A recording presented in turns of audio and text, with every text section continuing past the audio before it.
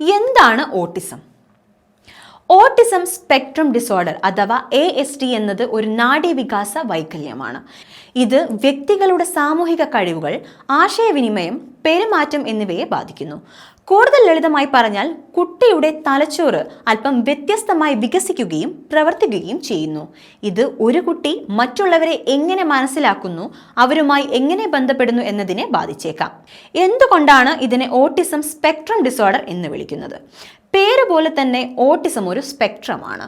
Autism ബാധിച്ച കുട്ടികളെല്ലാം തന്നെ വ്യത്യസ്തരാണ്. ചില കുട്ടികൾക്ക് ഗുരുതരമായ വെല്ലുവിളികൾ ഉണ്ടായേക്കാം, മറ്റു ചിലർക്ക് അങ്ങനെയല്ല. ഈ അവസ്ഥയെ ഒരു സ്പെക്ട്രമായി കണക്കാക്കുന്നതിലൂടെ ഓട്ടിസം ബാധിച്ച ആളുകളുടെ പ്രവർത്തന വ്യാപ്തി നമുക്ക് മനസ്സിലാക്കാൻ കഴിയും. വ്യത്യസ്ത തരം ഓട്ടിസങ്ങൾക്ക് പ്രത്യേക പദങ്ങൾ ഉണ്ടായിരുന്നു പണ്ട്. ഉദാഹരണത്തിന് ഓട്ടിസം ബാധിച്ച ചില കുട്ടികൾക്ക് ആസ്പെർജർ സിൻഡ്രോം എന്ന രോഗനിർണയമായിരുന്നു.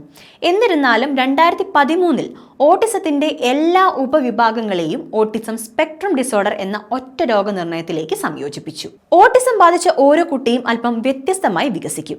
എന്നാൽ സാധാരണയായി ഇവരെ പരിചരിക്കുന്നവർ ശ്രദ്ധിക്കുന്നത് ഒരു കുട്ടിയുടെ സാമൂഹിക താല്പര്യമില്ലായ്മയും മറ്റുള്ളവരുമായി ആശയവിനിമയം നടത്താനോ ഇടപഴകാനോ ഉള്ള കഴിവില്ലായ്മയുമാണ്.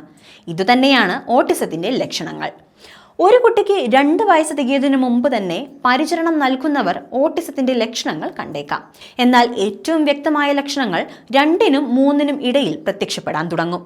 ഓട്ടിസത്തെക്കുറിച്ച് മുൻകാലങ്ങളെ അപേക്ഷിച്ച് അടുത്തിടെ കൂടുതൽ കേട്ടിട്ടുണ്ടെന്ന് നിങ്ങൾക്ക് തോന്നിയേക്കാം. രോഗനിയന്ത്രണത്തിനും പ്രതിരോധത്തിനുമുള്ള കേന്ദ്രങ്ങൾ ഈ രോഗനിർണയത്തിൽ വർധനവ് രേഖപ്പെടുത്തിയിട്ടുണ്ട്. ADDM നെറ്റ്വർക്ക് സൈറ്റുകളിൽ താമസിക്കുന്ന 8 വയസ്സുള്ള 36 കുട്ടികളിൽ ഒരാൾക്ക് 2020 ASD ഉണ്ടെന്ന് തിരിച്ചറിഞ്ഞു. ഓട്ടിസം ഒരു രോഗമായി 70 വർഷത്തിലേറെയായി വൈദ്യശാസ്ത്ര സാഹിത്യത്തിൽ നിലവിലുണ്ട്. ഓട്ടിസത്തെ ചികിത്സ ആവശ്യമുള്ള ഒന്നായി കരുതുന്നില്ലെങ്കിലും ഓട്ടിസം ബാധിച്ച എല്ലാ കുട്ടികൾക്കും അവരുടെ പൂർണ്ണശേഷി കൈവരിക്കാനുള്ള അവസരം അർഹിക്കുന്നുണ്ട്.